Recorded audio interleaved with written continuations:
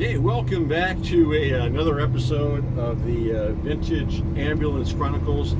I am Dave McGowan, your host, and we are riding in the Caddy today, and we're going to the last car show, the North St. Paul Car Show in Minnesota for the season. So hopefully we'll have a pretty good turnout. It actually rained this afternoon, but it looks like it's clearing up. I've got blue sky out here. So hopefully people will come out for the last show and enjoy all the cars. So you kind of remember in my previous episodes, I really want to get into my past history and how I got into this crazy business of EMS. So I thought on the way over to the show, paying attention, of course, to driving and making sure I do that safely, but talking at the same time. I want to talk about two things. Number one, how did I get the job, my first job with Praxel Ambulance service? And let's talk about the first call I ever went on. And both of them are absolutely just a gigantic hoot. I got people right now just really liking the car. As they see I'm talking to myself, and they're probably thinking that I'm what a crazy fool I am. Okay. As I get on the intersection, and this is great. People just see it, thumbs up and point. It's just so much fun. All right, so how did I get into this? I was a freshman in college, 1978, Winona, Minnesota. I went there as a aviation major, and my folks were going to pay for my tuition, but I had to pay for my flight time, and flight time was pretty expensive. So it was basically incumbent on me to go find a job to help pay for my flight time. So I went down to the student union where they were posting jobs, and everything that I saw basically on the big board, was just basically minimum wage paying and jobs that were dishwasher, pumping gas. Back in the day, back then you did pump gas, and really nothing that fit my fancy, so to speak. But then I went over to the column that said what it paid, and as I'm going down the column, I see one that literally paid almost twice a minimum wage. So I kind of scrolled across, and I looked at it, and it said ambulance driver. Okay. Underneath it was kind of an asterisk, and it said must have advanced first aid card. Guess what? I had one. I went to a military high school. That's for another story, honestly. But I was trained in advanced first aid and got the Red Cross certificate my senior year. Had it, and I'm like, hey, there's a telephone number. I'm going to give it a call. So I got back to the dorm, and I made the call, and a woman by the name of Kathy Praxel, she answered. And I told her that I was responding to the ad, and she says, well, how soon can you get down here? And I said, well, where are you located? And she says, well, where are you located? And I says, well, I'm in the dorms. Oh, you're a college kid. I'm like, yep. And then she goes, well, do you have an advanced first aid card? And I said, yes, I do. She says, do you have any ambulance experience? And I say, no, but I'm willing to learn. And she says, okay, well, you can come down and fill out an application, and all you got to do is get on 8th Street, and you're going to go about 5 blocks to the east. Okay, all right, I got that. Well, little did I know, 5 blocks was not like 5 city blocks. It was basically like 3 city blocks. They were very long. Got down there, and residential area. I mean, it was just, residential. And I saw a sign in front that said, Praxel Ambulance Service, office on site. So I walked around, knocked on the door. She answers, and she goes, oh, you must be the college kid. I'm like, yeah, I am. She says, well, come inside here, she says, and fill out the application, and Mel will be right in. That's as in Mel Praxel. And so I filled out the application, and I kind of put it down, and I'm looking around his office, and it's just cluttered with junk all over the place. And there are pictures on the wall of car crashes. And I mean some pretty nasty car crashes and pictures of look like dead people. And Mel comes walking in, and Mel always wore the Dynamed smock. Either he had the blue one or he had the orange one. And Mel probably went about close to 300 pounds. He was a big man. And in his pocket were lined up all his cigars. He always had a cigar in his mouth. And he had about 10 patches all over his smock. And he sits down and he goes, you're the college kid, huh? And I said, oh, yes. Where you live? Where you from? I said, Burnsville. Up in the city, kid, too, huh? All right. He said, so here's what I need. He tells me that he's looking for people that can fill in to do the high school football games and the college football games. So we had a couple high schools and we had 2 colleges. Well, we had 3, but one was just a women's college, but they didn't have a football team. Anyhow, so I got it. And then across the river in Wisconsin, they also had, some of the high school football games. So a lot going around.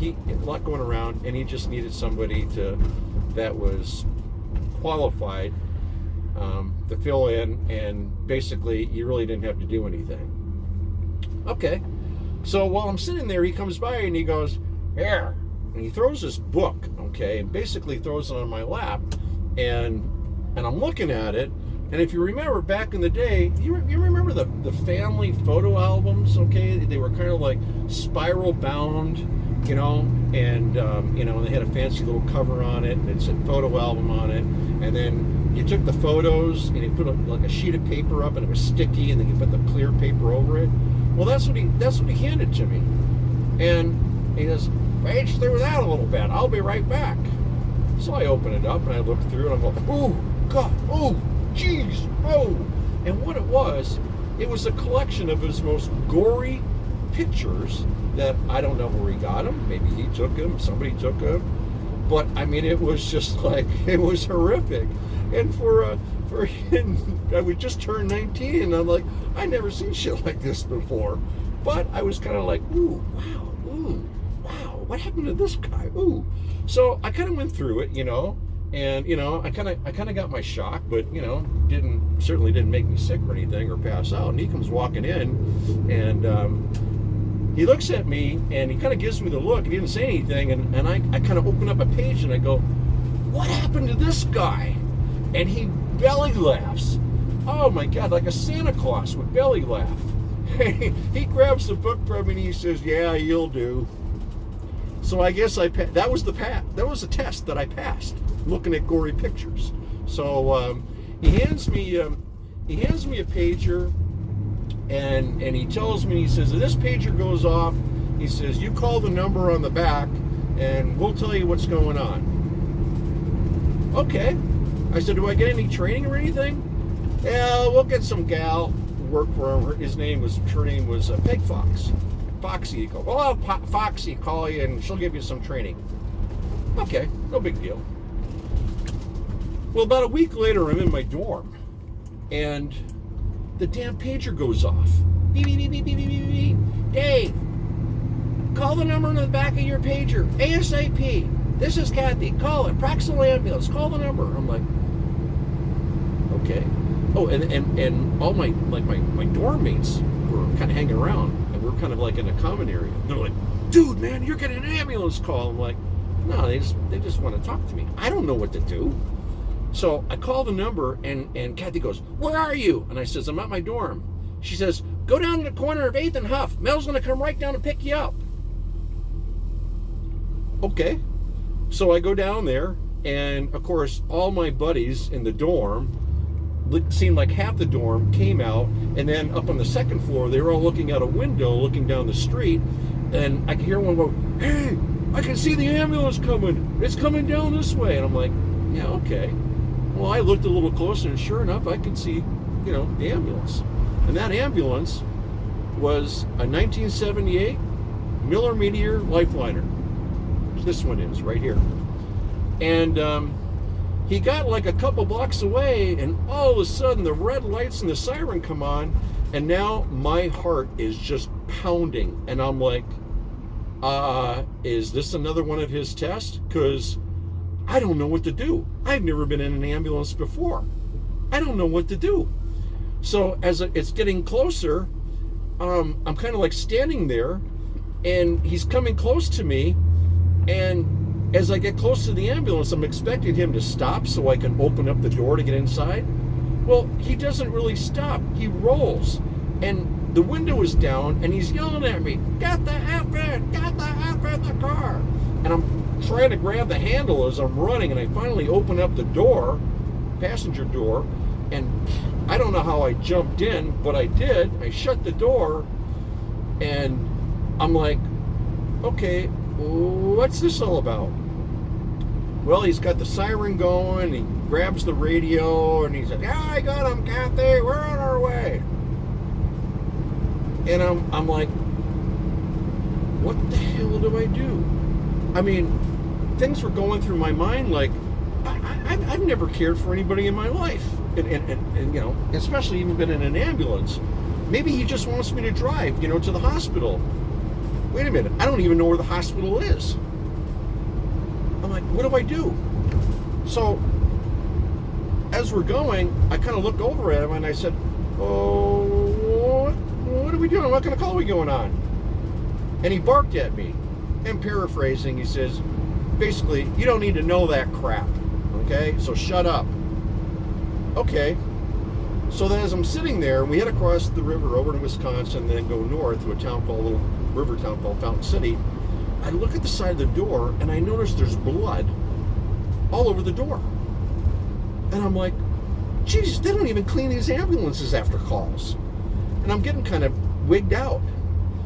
And as I'm kind of looking at it, I'm kind of like, wait a minute, there's blood on my pants. And I'm kind of looking down, and I notice on my shirt I got blood. And I'm like, what the hell is going on here? And I grab my hand, and I kind of reach up like this, and my hand comes away, and I got blood all over my hand. And he looks over and he goes, what the F did you do? Go in the back, he says, and grab some Curlex, put it on your arm, or whatever you're bleeding from. So I turned around, and I went back through the window, looked, and fortunately he had, like, you know, Curlex and 4x4s, and I grabbed that, and I'm putting it on my arm, and kind of wrapping it all up.